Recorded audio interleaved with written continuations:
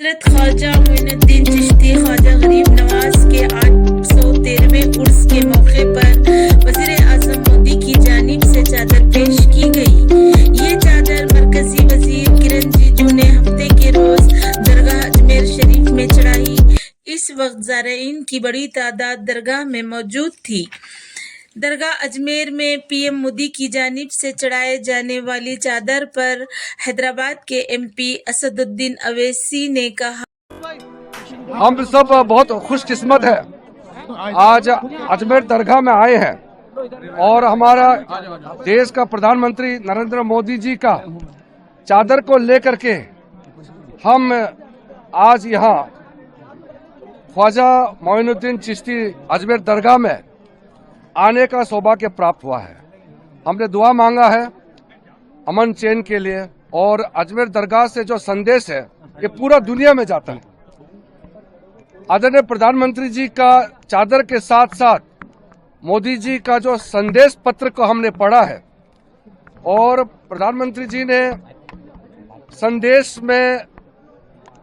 हमारे जो इस दरगाह से जो संदेश दुनिया में जाता है उसको कायम रखने के लिए एकजुट होकर के पूरा हमारा हिंदुस्तान देश भाईचारा के साथ हर एक पंथ हर एक धर्म एक साथ देश के लिए समाज के लिए विश्व शांति के लिए काम करेंगे।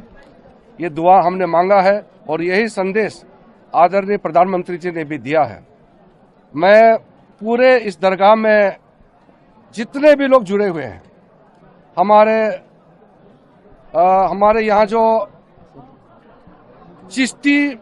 से जुड़े हुए जो परंपरा से जितने भी जुड़े हुए यहाँ लोग हैं और दीवान खादिम और दरगाह कमेटी के जितने भी लोग हैं और सैयद नसीरुद्दीन जी और जितने भी हमारे यहाँ बुजुर्ग आज हम सबसे मिले हैं, मैं अपने आप को बहुत ही किस्मत वाला मानता हूँ कि प्रधानमंत्री जी के चादर के साथ साथ मुझे दरगाह में दुआ मांगने का मौका मिला है और ये अजमेर दरगाह का संदेश लेकर के हम और जगह पे जाएंगे। प्रधानमंत्री जो चादर भिजाए हैं, किसी शायर ने अच्छा कहा प्रधानमंत्री के बारे में, क्या कहा, इसने हमारे जख्म का कुछ यूं किया इलाज, इसने हमारे जख्म का कुछ यूं किया इलाज, मरहम भी गर लगाया तो कांटों की नोक से। तो ये जो पूरे देश में बीजेपी संघ परिवार की तरफ से हर उनका ऑर्गेनाइजेशन कोर्ट को जा रहा है कि यहां पर खुदाई हो, यहां पर खुदाई हो, ये मस्जिद नहीं है, ये दरगाह नहीं है, ये कब्रस्तान नहीं है। तो प्रधानमंत्री अगर चाहते हैं तो ये तमाम चीजों पर रोक लग जाएगा। और दूसरी अहम बात यह है कि पिछले 10 साल से बीजेपी की सरकार है, नरेंद्र मोदी प्रधानमंत्री हैं। प्लेसेस ऑफ वर्शिप एक्ट जो पार्लियामेंट में पास हुआ और राम मंदिर के जजमेंट में उसको नॉन रिट्रोग्रेशन की बात सुप्रीम कोर्ट ने कही दी, उसके बावजूद भी ये सरकार का कोई स्टैंड ही नहीं है उसके ऊपर। इसीलिए आज आप देख रहे हैं कि 7 से ज्यादा मस्जिद और दरगाह के मसले सिर्फ उत्तर प्रदेश से हैं,